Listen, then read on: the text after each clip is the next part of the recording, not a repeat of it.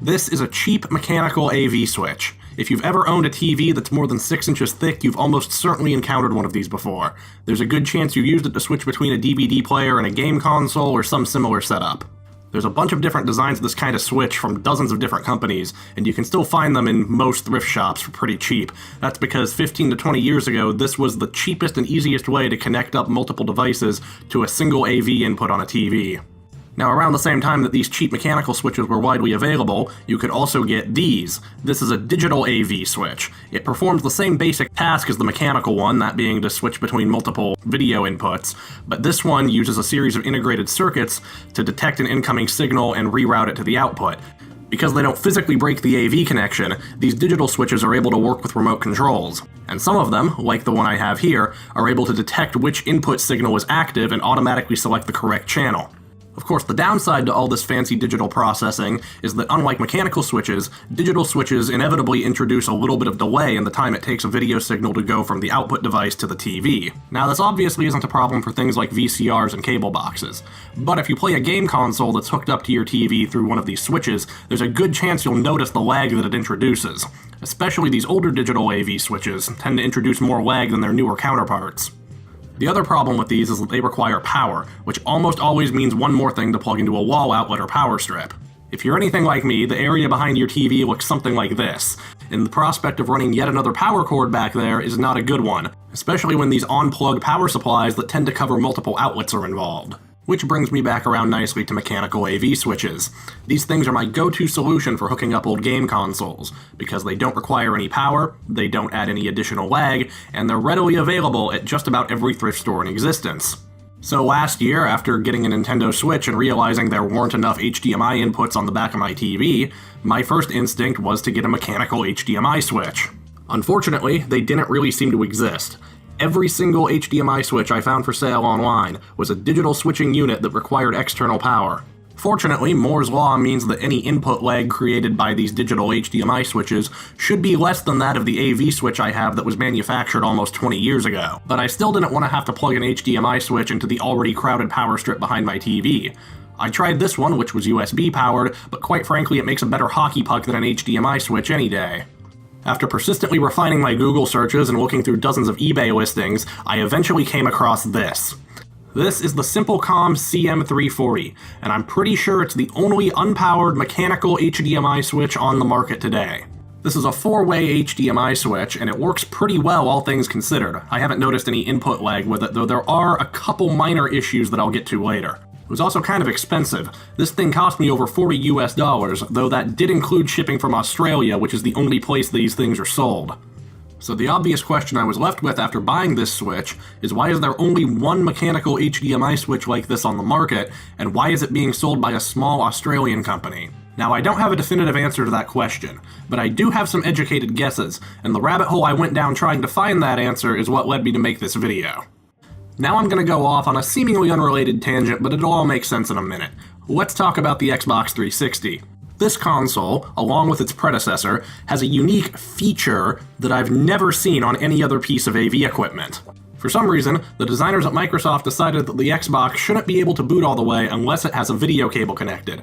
So if you turn on your Xbox or Xbox 360 with no video cable inserted in the back, it'll get stuck in this pre-boot state where it'll just sit powered on, not doing anything, until it detects a video cable. I suspect the original reason for this was to prevent the hard drive from spinning up while the console was at risk of being moved around, but I'm not entirely sure why this was kept for the 360.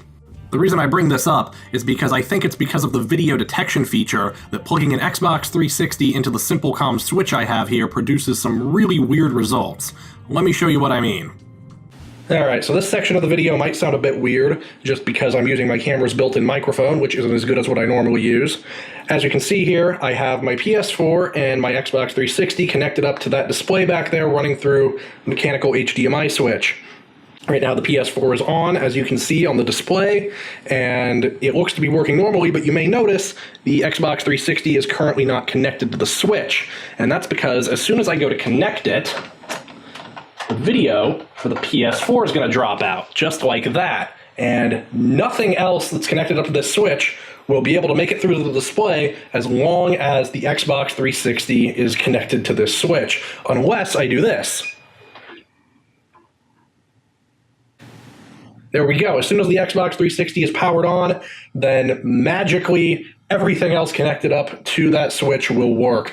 I don't know what causes this, but that's what happens. And as you can see, if we switch over to the Xbox 360 here, it'll be there we go, cold boot, because it thought it was disconnected previously because this is a mechanical switch.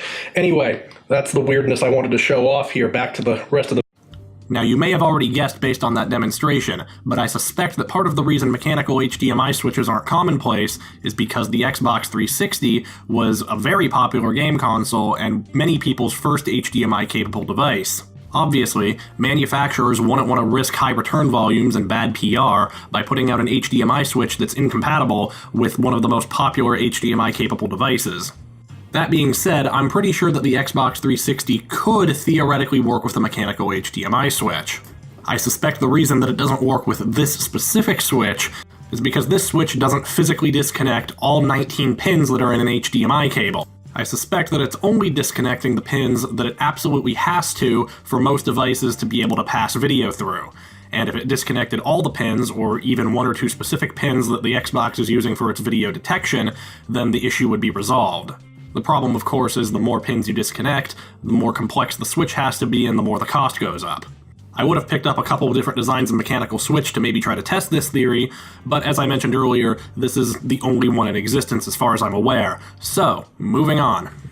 My first actual bit of research into why mechanical HDMI switches aren't more prevalent has to do with HDMI copy protection.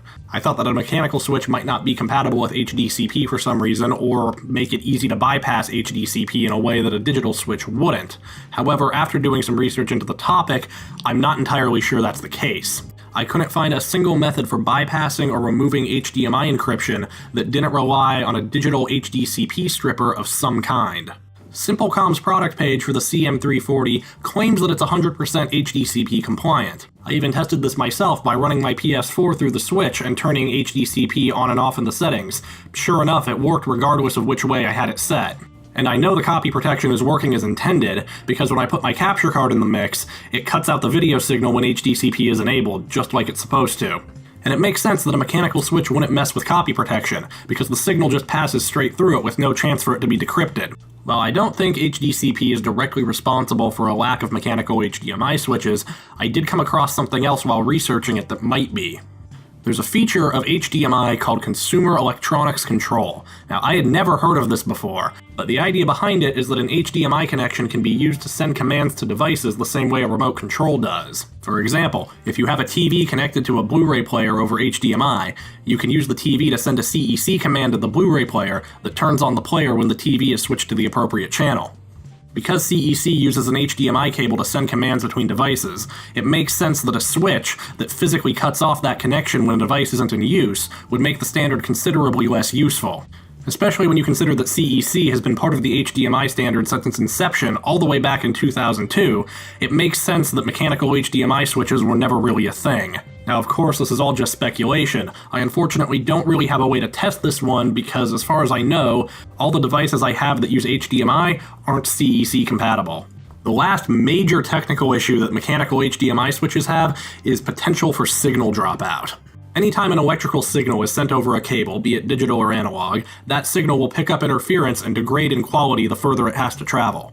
With analog signals, that interference comes across as distortion or random noise in the final output.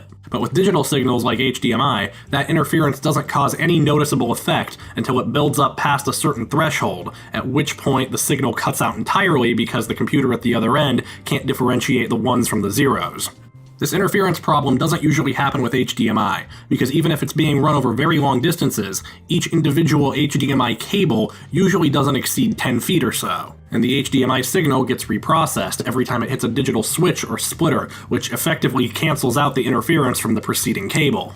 But this doesn't happen with mechanical switches. Because the HDMI signal doesn't get reprocessed, the interference built up over each cable going in and out of the switch will compound, and this makes the potential for the signal to drop out far higher than with a digital switch. The CM340 product page even mentions this as an issue, and recommends using shorter HDMI cables to counteract it. I've encountered this issue myself while using the Simplecom switch. It doesn't happen very often, but when it does, the signal completely drops out and it takes a minute to reconnect. If manufacturers sticking to digital HDMI switches is for purely technical reasons, I imagine that this is why. Now, everything I've said in the video up to this point has just been speculation and educated guesses on my part based on my own research. However, I did reach out to Simplecom to ask them why they're the only company on the market that's currently selling a mechanical HDMI switch. The response I got back was rather short and in broken English, but it did mention two factors. One, digital switches are cheaper to design and manufacture than mechanical ones, and two, there just isn't enough consumer demand for mechanical switches for them to justify doing more than this 4-port one, or for other companies, presumably, to invest in making them. And while mechanical switches may very well be more expensive to produce than their digital counterparts, I have to somewhat disagree with their second point that there's not enough demand.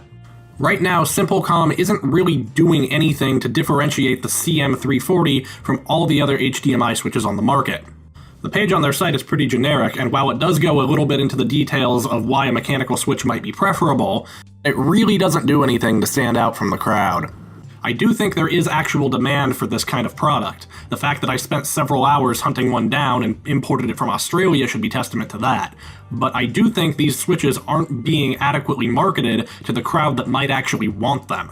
The only reason I bought this switch is because I care enough about things like latency and power consumption to go out of my way to find it. But most people probably aren't going to do that. They'll just buy the first cheap HDMI switch they find on Amazon and call it a day. But now imagine if a company like Razer or Mad Catz was selling this product. They would probably be marketing it as a zero-lag performance HDMI switch for hardcore gamers, or something to that effect. You'd probably sell quite a few more. Now, the one last thing I haven't brought up yet is that HDMI is a proprietary standard that has to be licensed for use by manufacturers. It's entirely possible that there's something either in the technical specifications of the HDMI standard or the HDMI adopter agreement that prevents companies from manufacturing mechanical HDMI switches. Unfortunately, I'm not a licensed HDMI adopter, so I can't access the documents that might confirm this. So if you work in the industry or have some insider knowledge as to whether there's a tech spec or license agreement that's preventing companies from manufacturing mechanical HDMI switches, please leave a comment down below and let me know. I'm really curious. If you've made it this far into the video, thank you for watching and putting up with my weird nerdy obsession for the last 10 minutes or however long this video is. If you like the video, like it, subscribe, all that stuff I'm supposed to tell you to do as a YouTuber. Anyway, I'm terrible at ending videos. Bye.